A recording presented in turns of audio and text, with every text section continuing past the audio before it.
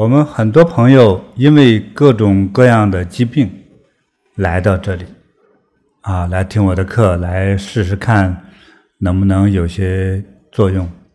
我現在講這堂課就是想讓大家學會看透自己的問題，讓你的疾病早點消失，讓健康早點到來，讓自己追求的這個目的早日實現，還有讓自己的美好更長久一點，讓煩惱盡量離開我們等等這些事情哈。我相信今天要講的內容大家真的會受益。我給它起了一個名字叫做放下。那我們要想達到這樣一個大健康的目的，我們先學會理解一點，那麼疾病是怎麼來的？第一大類疾病就是來自於父母的遺傳，但是第一大類疾病之中還有一個叫做無法說清的事情。父母在遺傳的時候，比如說父母有糖尿病或者心臟病，他會絕對的100%遺傳給他的兒子和女兒嗎？比如父母親死於這個病，你不一定死於這個病，你說不定死於高血壓什麼之類的，肝癌有可能是這樣的，這是明顯的可以看到的基因。但是這個病症不一定在我們作為第二代兒女身上能夠體現出來。還有一種父母有，就他兒女就是沒有。所以有3、4個兒女的話呢，也許有一半有這個病，有一半沒這個病，就是占一半一半的可能性。這看起來也是很科學，對不對？但其實我說的比這個還深的一個现象與科學，其實不是 DNA， 是叫命運。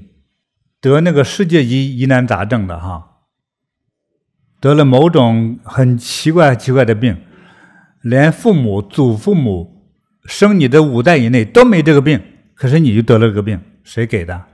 這叫做業。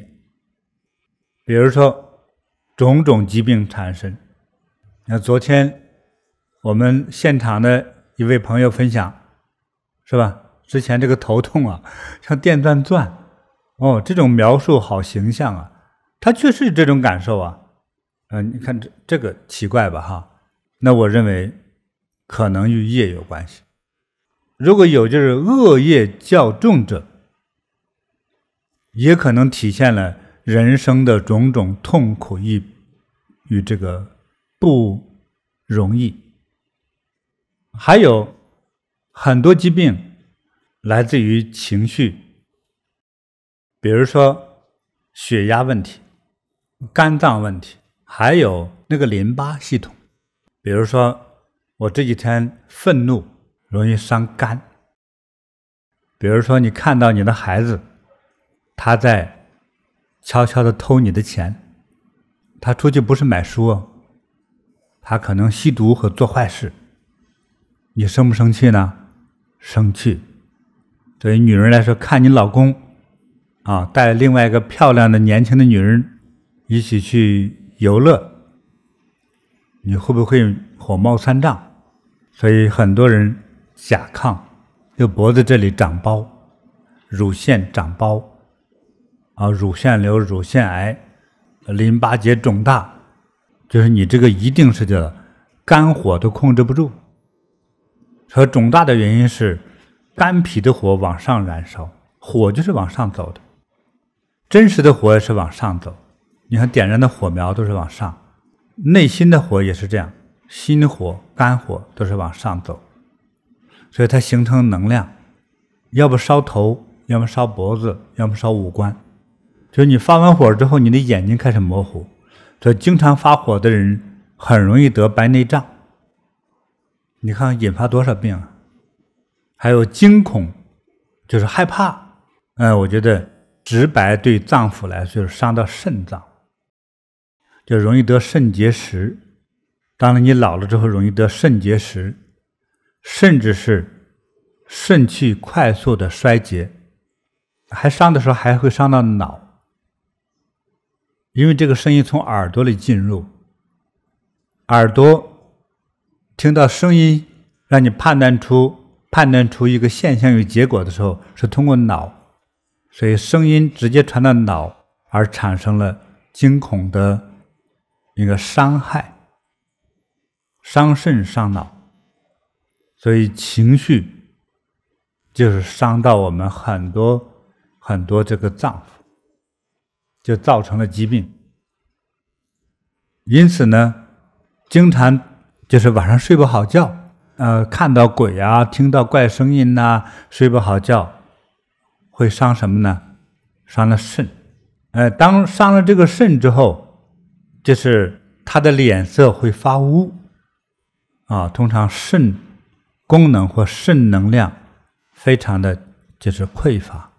中國有一部名著叫《紅樓夢》，當中有一位女士林黛玉就產生了相思病，也就是思念會得什麼樣的病？思傷脾。還有就悲傷本身還傷到肺了。還有擔心得不得病，擔心我考不上大學，我每天都顧不上睡覺，把所有的能量精力全部用於讀書，就擔心自己考不上學，或者考不上自己理想的大學。我已經努力了半天了，原來我可能会成為一個重要職員，比如說在政府機構吧，說我都要做科長了，可是這個時候冒出來一個更厲害的人，更是名牌大學出來的，做人做事很有魅力，又聰明，長得又好看，我很擔憂我自己的前途啊。本來老闆告訴我好好幹，說不定會當科長，可是遇上這麼一個殺手出來，哎呀，我的前途啊，好憂慮啊。大家知道病根來了哈，包括大笑啊，就是總是玩笑，總是在笑，它本身都是傷身體的。所以為什麼你們看到佛像裡頭很少張嘴笑的，除了彌勒佛之外哈，其實很多佛菩薩就是有點叫做沒有情緒的表情，就是叫平靜才是對的。這是在禪修中一直佛的教化中一直提示我們保持一個平靜的狀態。讓我們得病的苦的一大原因，釋迦牟尼佛早就教我們了，教我們的那篇文章名字就叫《心經》，其中像病根是我們太在乎我們的叫覺受了。覺是感覺知覺，我們的感覺靠什麼來的呢？就是我看到的，耳朵聽到的，鼻子聞到的，還有舌頭嘗到的味道，酸甜苦辣的味道，身體的感受的，還有精神層面的叫做思維感受。如果我們想達到不得病少得病，要淡化自己的对感觉上的追求。還說我為什麼要拼命吃好吃的呢？哎呦，尤其是我們這個年輕小姑娘們，尤其是一見那個冰激凌做着各種水果口味的每一個美麗的雪球在那放着，年輕的少女們就在那兒說我就嘗一點，就嘗一點，2大盒幹下去了。還說我誓死我都要減肥，明天又吃一大盒子。為啥呢？明明你身體呢是虛寒的體質，眼睛發青發烏，缺少能量，而身體經常不舒服，腦子不好使，還睡不好覺，你就不應該吃這麼多冰的吧？我就問你，為什麼吃這麼冰冷的東西還吃這麼多？你還說減肥？他就說，哎呀，師父別提了，放到嘴裡那個絲滑的感覺啊，像到了極樂世界一般啊，那個美妙的香味啊，哇，我覺得使自己開悟了。那個冰冷和甜美的感覺，我覺得我開天眼了，我的煩惱已經全部消失了。哇，吃了個雪糕至於這麼厲害嗎？請注意我描述的感覺是他其實是描述嘴巴裡吃雪糕的感覺，他注重的是什麼？吃到嘴裡的口感，美味的味蕾的感覺。正是追求了這個美好的感覺，使得能量比較差的小女生身體就變得更差。當你追求的這件事，當然比吃雪糕更嚴重的事情，比如說你認為男朋友欺騙了你，你就火冒三丈，也使我們的肝臟容易受傷。這一條胸部一直到頭腦的有一條淋巴線，容易長疙瘩。當這些疾病來臨的時候，尤其是檢查為癌症的時候，乳腺癌、淋巴癌的時候，當你聽到醫生跟你解釋的時候，你對生命開始出現超級的恐懼，乃至特別珍惜我們活着的剩下的幾年。說我過去從來沒愛過這個人世間，我怎麼此時這麼熱愛這個人世間呢？開始就怕失去，因為你將要失去這個世界。很多病症的大來源是我們可以進行學習和重新把握的。那麼那個要害點就是學習認識我們的感受，原意叫覺受哈，就感覺嘛。所以他用压缩的語言來說，叫做无眼、耳、鼻、舌、身、意，這裡面都涵蓋着很多內容，但是來自這六大項。意是指你的思考與意識，對事情的判斷。但是呢，主要是来自于五官，我们身体的五官，讓你形成疾病的原因是這五官來的。說看着那個特別美，特別美，所以我要多花錢。說這個男生來說，看那個女生特別漂亮，特別美，所以我要追求。怕人家不喜歡自己，所以我要多花錢。總買着各種各樣的禮物去送他美食、花朵，就是反正盡量買禮物。光這一項不知道多少錢。就你追的時候，這個極度追求的感覺是不是一種情緒？請問大家，是在一種情緒中哈？一種盼望的、渴求的。追到了之後就沒有情緒了嗎？產生新情緒，快樂。快樂是不是情緒啊？是。過分快樂也是傷身體，天天在這個狀態不一定是個好事，這挺麻煩，挺矛盾。當然了，好情緒總比壞情緒好，就是越火爆的情緒越麻煩，就是疾病就越多。好了，比如說咱是順着剛才的話說，這個男生追這個美女追到手了，追到手之後，剛結婚發現這個女生得了癌症。開始掉頭髮，眉毛都沒了，她從美麗變成不美麗了，苗條的身材變成皮包骨，像一具骷髏一樣躺在那兒，連說話的聲音都沒有。請問你的心情如何？對，你看恐懼又來了，說得到的又怕失去。就你買了一朵花，眼看着枯萎，他就喜歡花開放的美妙，對不對？甚至芳香，可是它在你眼前慢慢的死去，這個過程是非常折磨人的。尤其你最愛的一個人就在你面前慢慢受着折磨，慢慢的死去，非常非常非常痛苦。就這個時候傳達給你的身體的就眼睛有觸覺、聽覺，聽到的對方的呻吟聲，就在那痛苦的動不了，吃飯不行，咬不動，沒有胃口。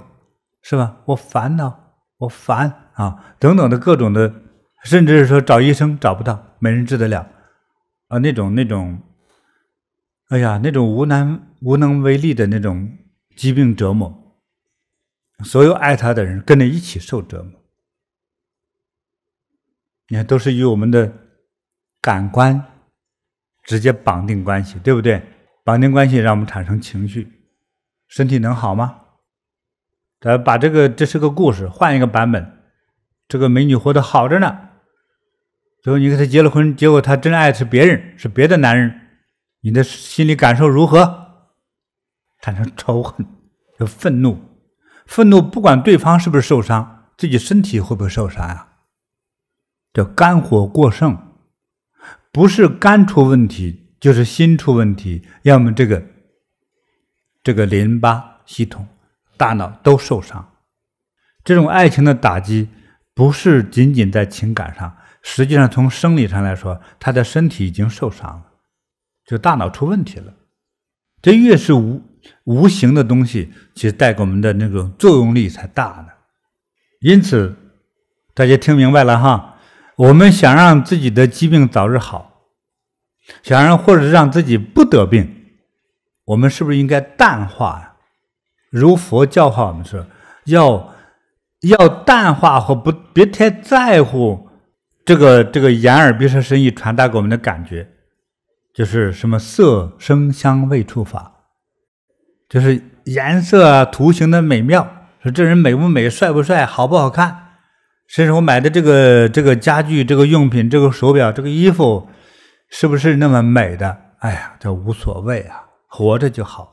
要淡化這種覺受感，淡化因為眼睛、鼻子、耳朵、意念傳達給我們的這個情緒，所以很多真要修行的人，修禪修到一定境界的時候，他對于一般的衣服啊、首飾啊、家居啊、房屋啊，從貴重到好看，說是否是名牌，就非常淡化，就覺得有衣服能遮蓋身體就可以了，還有冬天不要把我凍死就可以了，所以有棉鞋有棉衣，夏天有單鞋單衣就可以了。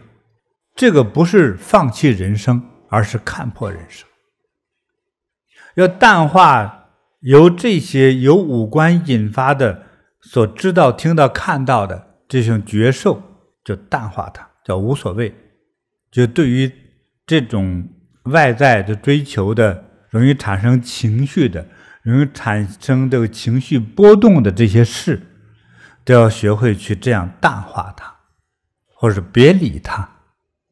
慢慢的，我們就進入一種新的那種生命的覺受狀態，就淡化這種覺受，又是一種新的覺受，叫充耳不聞，視而不見。這是美的、好看的、帥的，有特色的，沒事兒，與我有什麼關係啊？這種覺受中，尤其是還有意識，因為最難逃過的是自己的意識，說：“哎呀，不行，我很憤怒。”我最愛那個人跟別人跑了，我對你那麼好，我的錢、我的情感全部用在你的身上，可是你現在去愛別人了，又是經過思考的，叫意識。從那意識之中認為這是我的發火是對的，我不發火才是傻子呢，而且也沒有思考，情緒就來了。請記住，不管是對是錯，有了這些情緒和情感，你的身體已經受傷了，你的疾病就來了。為什麼過了40歲之後，各項疾病都產生出來呢？你從10幾歲就開始處在一種愛與不愛、追求與否的，對於財色名利的追求，這樣的一個戰場之中，對不對？該受的傷都受了，到40來歲的時候啊，身體慢慢老化，這些疾病就凸顯出來了。所以很多的疾病都是你的戰利品。看有幾個男朋友的背叛，你的心上就被戳了幾個窟窿，對不對？所以心臟病、潛在心臟病已經在那等着你。因為美好快樂，我也掙了錢，我也享受人生，我大吃二喝，吃了很多好吃的，喝了很多美酒，吃了很多肉，這是飲食的傷害。還留在那兒，讓三高等着你。多少次悲傷，無論是父母去世，還是好朋友去世，我最恭敬的老師去世，悲傷你管不着吧？我不悲傷，人家就說我是個不忠不孝的家伙，對不對？所以等母親去世，我哭3年，讓所有親戚朋友同學都知道我是個孝順的孩子，夠好吧？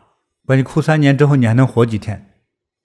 已經傷到身體了。如果真哭的話，咱就是每天扮演哭的這種練習，一樣傷身體。作假的痛苦才是比真痛苦更傷害。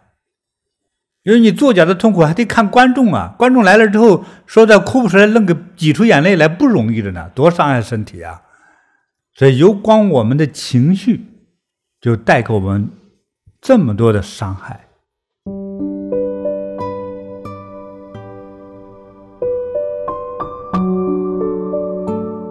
也因此呢，那朋友們問我，人家說，那我这一生，比如說我要考學，我着急；我要戀愛，我可能會產生喜怒哀樂。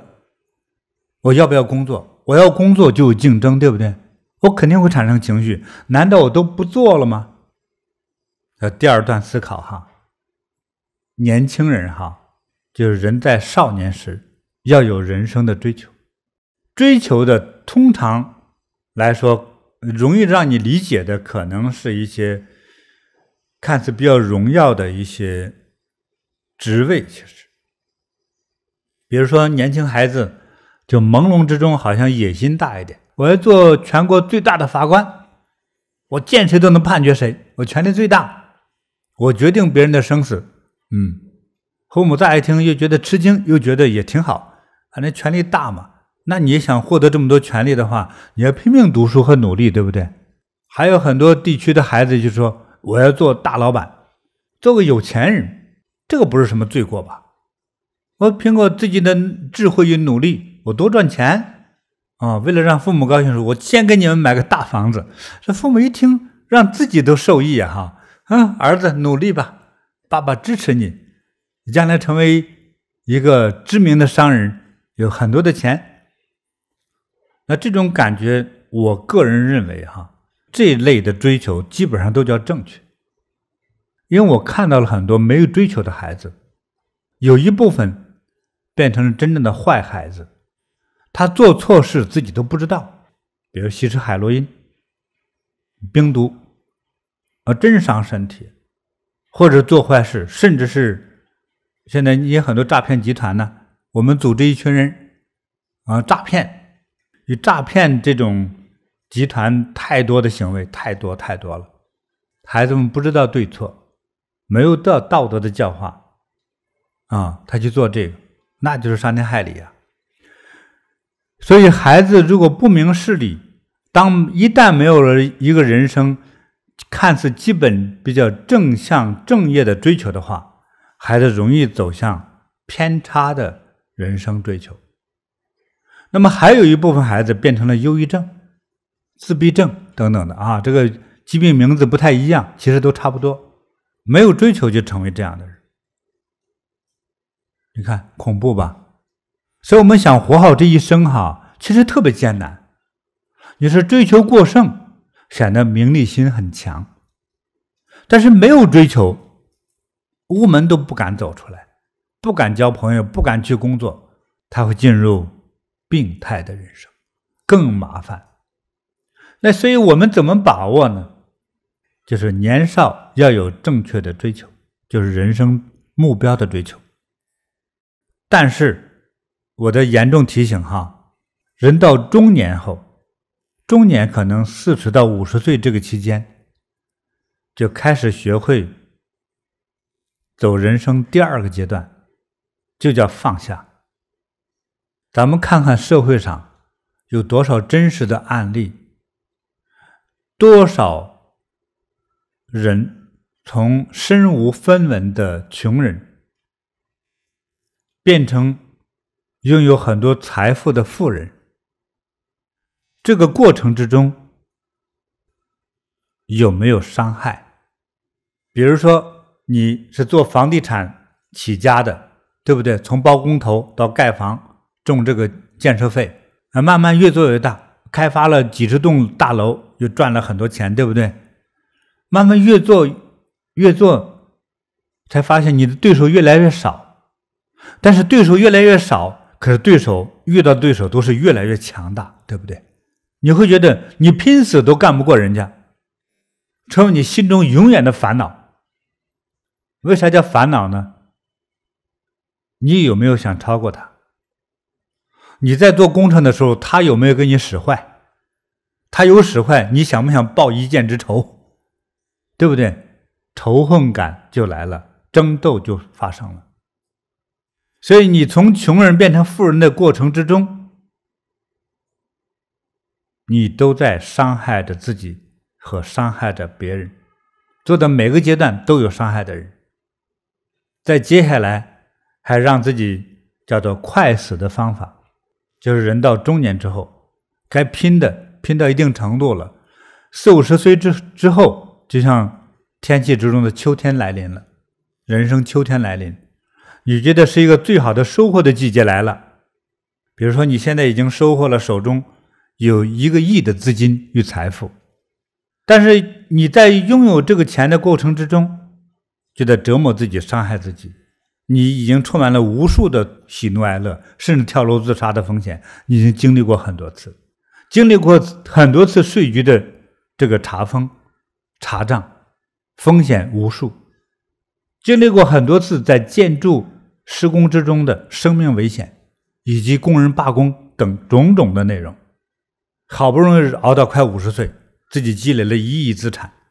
等有了1億資產，咱們假設在韓國，和韓國幾大這個超級財閥一起，好不容易有一次和他們一起聚會、一起吃飯的機會的時候，你總感覺自己的衣服穿得特別不合適。我怎麼才穿3000塊錢的一個襯衫呢？我才怎麼帶了2萬塊錢一個手錶呢？總感覺自己很寒酸，不能見這些富人。因為富人抱那個狗就20萬美金，那個狗都比你值錢，比你身上穿的這一身行頭值錢，對不對？所以一個剛富起来的有1億資產的人，到真正的韓國富人面前才發現就是個包工頭而已，就好像在場地上施工的一個人。所以好不容易富起來，这個包工頭呢已經有1億了，其實是很了不起的，但是內心的作怪和莫名其妙的那種叫做不自信來了。我要賺更多的錢，我要做更大的生意，我要和他們平起平坐，我也要帶一隻20萬的狗。這個時候好戲就來了，有的真騙子拿着假項目，就把要成為更富有的人的這位包工頭的錢給騙跑了。如果不及時的叫做知足而收手的話，早有人在旁邊給他準備好了一些項目，叫欺騙他的項目，最後把他得之不易的這筆財富讓他歸為零，1億，把前面的1去掉就全是0了，把他錢騙跑。所以人到中年時該當走下一段了，叫做看破放下。想做全國最大的法官的人、檢察官的人，你今天比如說做的，比如說什麼什麼事當中的就是一位法官，就挺好的了。你覺得這你都過五關斬六將，已經很難得了，不知多少人在搶現在自己這個職位，更不要說全國級大法官了。自己也沒有這個智商，也沒有這麼大的心力，是不是？也沒這麼大的耐力。知足就是快樂，知足就覺得我夠了，夠了就叫知足。當有自己心中發出這樣的一種感受的時候，夠是什麼意思呢？其實叫夠多了，比如說權力夠多了，財富夠多了，就是中國的那個夠，就夠了。感覺到夠了，要放下你之前習慣性追求的那樣子。比如從20歲追求你現在做事業的這項事業，追到快50歲了，有一天你醒悟過來，告訴自己夠了。當夠了的時候，你不會再追，叫放下的自在。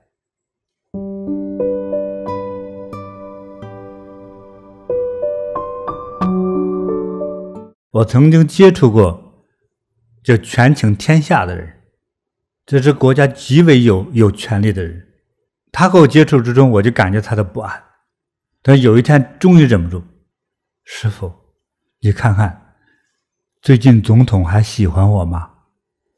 我感覺喜歡，說哦，那可以，說我今天想吃什麼吃什麼，我请客。他回来跟我說了之後，我回来我就納悶，我那一晚上沒睡好。你權力這麼大，像他的權力，想開掉一個省長哈，太容易，就一句話，哇，就在總統旁邊工作還不安。後來我就問他，我說你怎麼感覺有那種不安呢？他就跟我說，新上來一個東北的老張，賊厲害了，那小子坑蒙拐騙都可以，把我總統啊弄得特別開心。現在總統吧，有事沒事總叫上他，我總感覺自己被拋棄的感覺，所以我就不安了。所以我經常也會問我們很多沒錢沒勢的人，問你心安嗎？心安啥也安啊！兒子不好好讀書，沒有未來，我心能安嗎？對不對？還有我的兒子也不是不聰明，可是呢，未來的話，如果讀不到一個好學校，讀不到好學校就上不了好大學，那我作為父親的，我心能安嗎？我都要多賺錢爭取讓我兒子去上最好的私立學校。我說結果呢？我沒那麼多錢呢，所以讓我們每天心很煩。我接觸過一個在台灣擺地攤的人，年輕，大學畢業還是大學畢業，去公司工作之後呢，他覺得自己也尋求自由，我自己擺地攤，他從國外買便宜的衣服，晚上9點開始擺攤，這樣又沒有稅，一開始也掙了一點錢，結果有一天晚上呢，有2個小流氓穿着一身黑衣服來找他要保護費，他呢就象徵性的給了200台幣，那2個黑衣服的就算流氓吧，就不開心，就是不行，最少給5000。他說那休想，除非你把我殺了。結果他們就打起來了，很快他就打成腦震盪，就是擺攤的這位學生現在都有後遺症。最高權力者心不安，惶惶的，中間做事情的很多人心不安，惶惶的，最後發現最低的吧，在城市之中還是心惶惶的。無論你的家裡的權力和經濟情況如何，沒有一個人是心安的，也因此就沒有什麼健康的人。明明你家裡頭還是有存款，已經有買下來的住房，兒女雙全，都有工作，怕結婚問題吧，說都結婚了，甚至還有孫子了，沒什麼擔憂吧？一樣擔憂。那這個人生怎麼才能心安呢？我覺得呢大家在這個人生的這個路途之中就是人生的過程中，你現在不管是哪個年齡就應該去學會思考，就是自己要的，我們追求的到底是什麼呢？仔細想清楚了之後，把它寫下來。等確定了自己這種追求之後，再做出方向性的選擇，可能心就會安，至少會安很多。佛說在《心經》裡就說你也想放下，你要看透這個世界。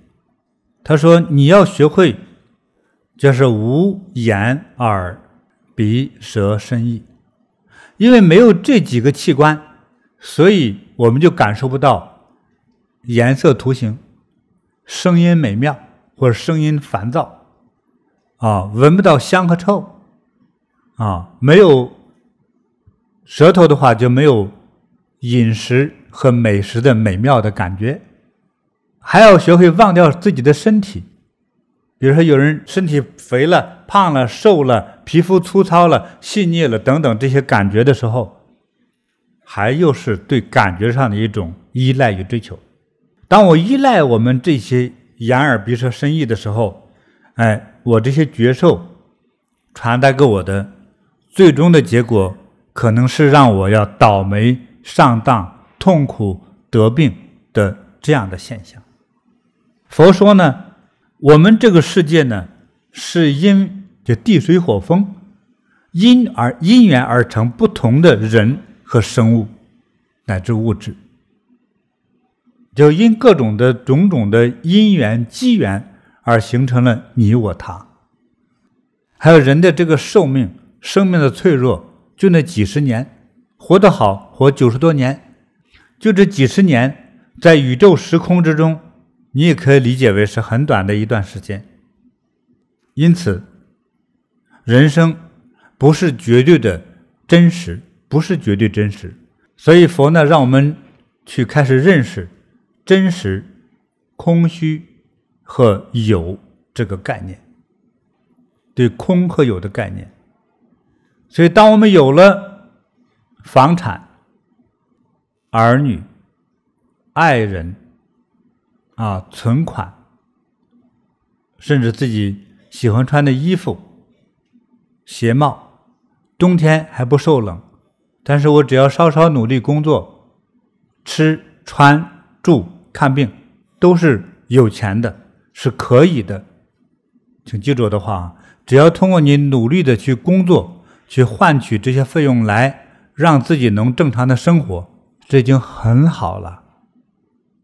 我們的心不安，很多種的不安是對現在的生活狀況不滿意，而追求更高的名和財富數字，還有愛的人。比如說有一位同修就跟我說，我每天很痛苦。我說怎麼回事？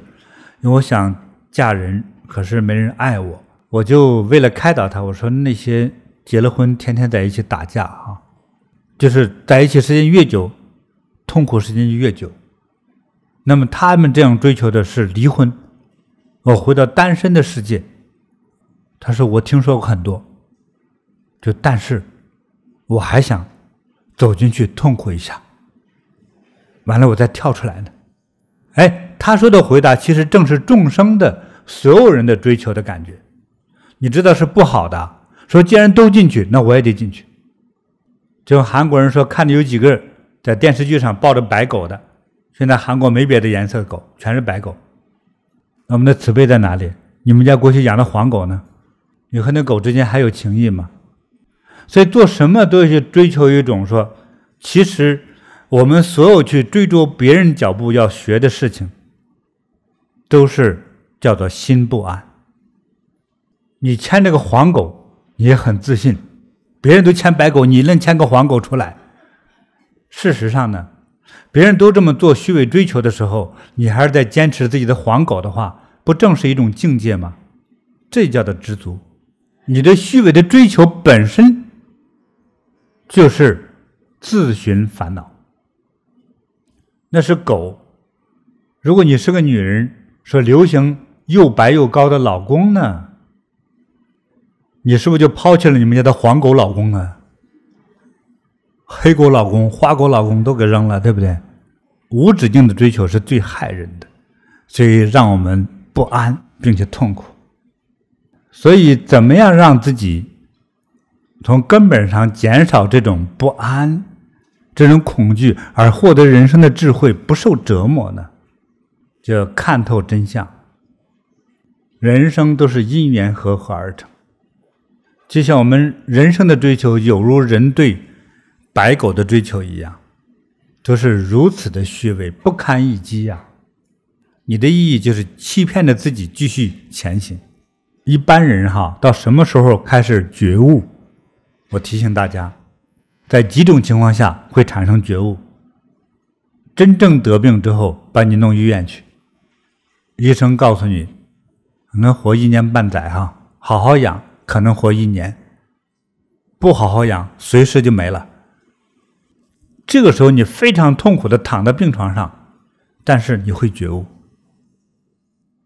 比如說你現在還是存了1億美金的存款，醫生告訴你花錢沒用，在這兒你就是住這麼久的院，你的錢也花不完，但是你的病也好不了，現在沒有藥可救，這讓你產生覺悟，你自己想，我掙這麼多錢為了什麼呀？天天辛苦啊，我為什麼得病啊？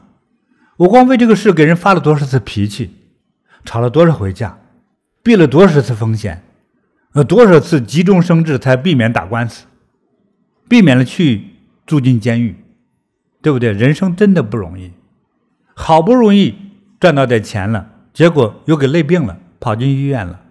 這是住院之後第一次覺悟，住院之後還有第二次覺悟，這個第二次覺悟是最終的覺悟。兒女們都來了，想方設法騙你來錄音錄像，什麼點頭按手印簽字，希望將來這筆錢都給他。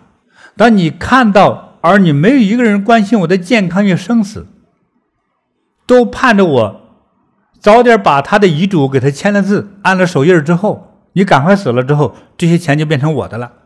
如果你繼續活着，說不定還有遺囑還有变化。你開始到了晚上半夜对着蒼天喊，天哪，我好孤獨啊！我愛的人，我把他養大的人，我那麼愛他，誰來愛我？到我臨死的時候，沒人關心我，沒人伺候我，都來搶我的錢。錢越多的人，到臨死前，這個問題就凸顯出來了。所以也是最後一次覺悟。所以呢，在過去有位老和尚，他的法名叫契此和尚，都傳說他是彌勒佛轉世，他寫的一首詩，這首詩的名字叫《插秧歌》。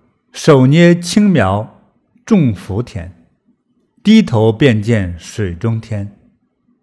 六根清淨方成道，後退原來是向前。就看似在像插秧插稻，用手工插稻的時候是倒着走的，這倒着走其實本身又是一種新的耕耘。我覺得好精彩啊，正是叫看破放下的大覺悟。我放下對於這些財富名利的追求，看得越透徹越好，越透徹就是越是看破。當看破之後，重新再思考自己的對人生的決定和追求的時候，你才能獲得叫究竟真如的清淨自在。你心中沒有對財富名利的這種執着了，也沒有必要為兒女的未來去擔憂，也沒必要去思考你死了之後誰來哭誰來繼承遺產，不需要去多想的時候，老天自有安排。你明白到這的時候，你才能領會一下什麼叫做自在。放下的本身能使我們心安。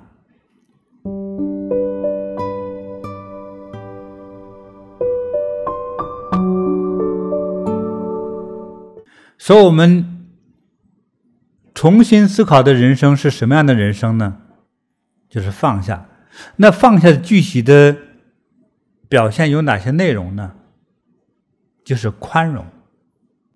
要學會告訴自己，沒有什麼痛苦你不能咽下，沒有什麼諷刺挖苦你不能去聽，都可以接受的。比如說把你關進監獄，一個人你的侮辱就會達到極致。有些不懂事的犯人像折磨牲口一樣折磨你，讓你的身心受到嚴重的侮辱與創傷，你還得屈辱的活着呀，不是？你為了有一天說能活着走出來嗎？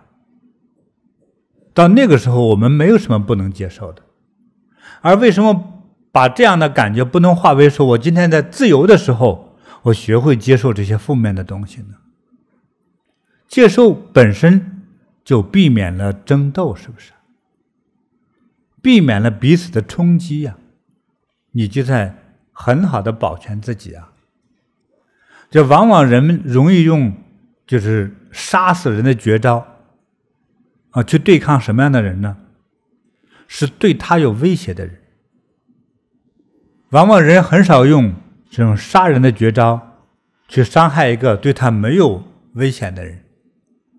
比如說你殺一隻把你咬傷的惡狗，給他們家人說，家人不聽，你想悄悄的無論把它下毒弄死還是亂棍打死但是這狗旁邊有一隻小貓乖乖趴那兒不動，你的心殺狗的心已經有了，但是你絕不會殺貓，你覺得貓很乖，根本對你沒有任何危害，所以我們根本就沒有意念去殺它，更不會說旁邊還有草，我連草都殺掉，不會，它對你沒有傷害，沒有威脅感，所以你不會去殺那些草和植物。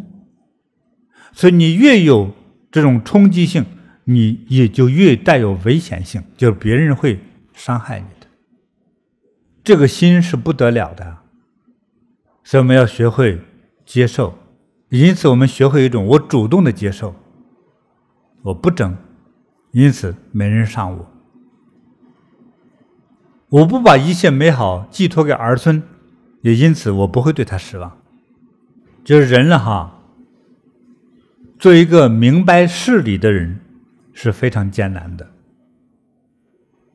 但是最難得的是，很高的一個境界是做個明白人，但是裝糊塗。你諷刺我，我裝聽不懂，我還對你微笑；你侮辱我罵我，我還在讚美你，我裝聽不懂。好處是什麼呢？他覺得你是一個對他沒有威脅的人，你是安全的。很多如果回到家庭之中，比如說公婆和兒媳之間有人說天生是有點對立感的，但是跟我們學過的有些老太太是怎麼做事的呢？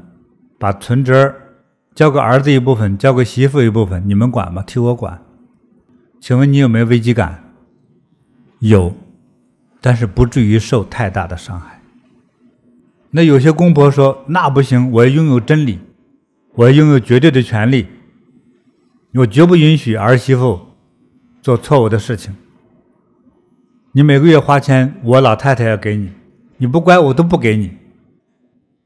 但是你就沒算好一個時空的賬，看你和媳婦之間誰先倒下呢？通常是公婆先倒下，對不对？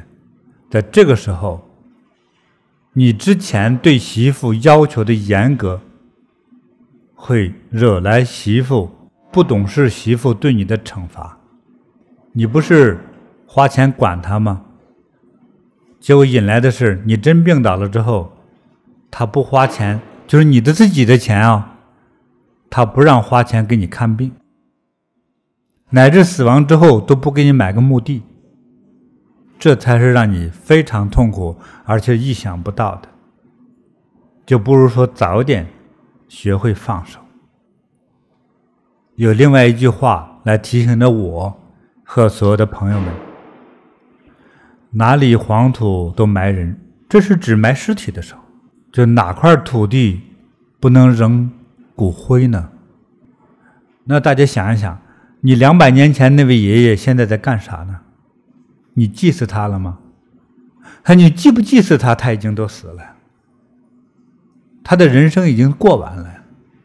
他的人生中無論是瀟灑的痛苦的，那都是成為了歷史。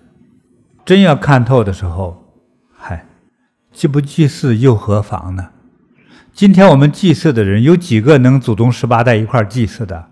一般能祭祀的，能祭祀到爺爺，能讓我們祭祀到已經很艱難了。再過若干年，大家都是黄土一堆而已呀。祭祀你的和你這個被祭祀的都是一堆黃土，一把空氣而已呀。我說的不是一種叫痛苦的掙扎，而是這就是真理。今天我們講這個部分，就是在於說我們怎樣走出那個深受折磨的人生，獲得大自在。大自在是一種什麼狀態呢？叫做清淨狀態。今天来跟我修大光明修持法，效果非常好，是吧？我們站在蓮花上，我說一個人真實的比喻的話，什麼樣的人，什麼樣的重量才能站在花朵上呢？像空氣一樣輕的人，對不對？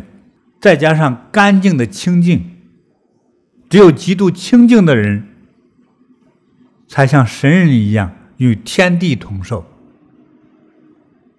也因此呢，我們要學會把自己一層層的包裹，虛偽追求剝去，像一層層的皮一樣剝去，就有點像剝洋蔥皮一樣，先剝掉一層無知的追求，才剝去一层對白狗的追求，像剝去一層讓自己兒女一定考上世界最好大學的追求，再剝去一層總花錢去買化妝品的追求，等等，這一層层的追求，像剝洋蔥一樣，剝到結果呢，叫做兩手空空，沒有任何東西留下，留下那一點，就是真正的清淨，與佛門所說的有和空的那個空，就非常接近了。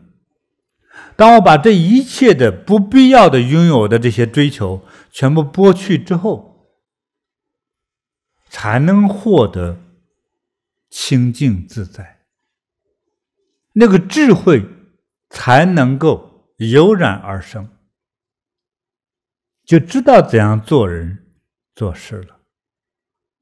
也會有網友說，既然聽師父這麼說，我乾脆我人生無追求。還有16歲的孩子說，我也不用考大學，我啥都不做，因此我不追求了，我這樣的人生就一下就開悟了呢？我的人生是不是變得更美好呢？不是，你的人生更痛苦，因為你接下来面臨的就是吃飯問題，你怎麼養活自己？所以就是學會把握這個火候，年少之時要追求，中年之後要放下，是對於財富的極致不要追求，權力的極致要學會看破放下。但是我對年輕朋友的提醒就是，我們可以不追求這麼極致的東西，但是我們必須要擁有的是能力。什麼是能力？就是知識。無論你成為了牙醫，還是獸醫，還是科學家還是校長，還是官員，這都是你能力的體現。能力和追求能力之上的那個官员職位的慾望不一樣。我成為一個牙醫，但是我不追求成為巨富；我成為一位裁縫，但是我不一定想成為一個老闆，這都是可以的呀。你要有能力呀。我成為一個很好的科学家，但是我不一定非要去獲得諾貝爾獎。這你要去追求你自己喜歡做的，並且是知識性的、能力性的這些東西，我是特別的鼓勵你去學習、去追求，因為這就是人生。當然，如果這些能力、這些知識都沒有，你就是活在人間地獄。有能力，但是不追求極致的那種權利，不追求那種極致的虛偽的美好，那就叫覺悟和解脫。如果你聽懂了我今天這堂課，你的疾病幾乎全消失了。我們在思考之中，請大家和我一起來想。你呢，可以像我一樣，用自己的一只手說，好吧，先把我虛偽的那個皮扔出去，變成空气沒了，把我对財富的追求的虛偽扔掉它，把我對愛情的執着扔掉它，讓兒女成才的想法扔掉它，讓你愛的人絕對忠誠你的想法扔掉它，還扔掉對兒女的擔憂，還扔掉說怕出交通事故撞死，扔掉它。如果真這麼想了，你閉上眼睛看自己的身體幾乎是空，就是沒有。那你所有的擔憂和煩惱都消失了，你心疾病的源泉也消失了。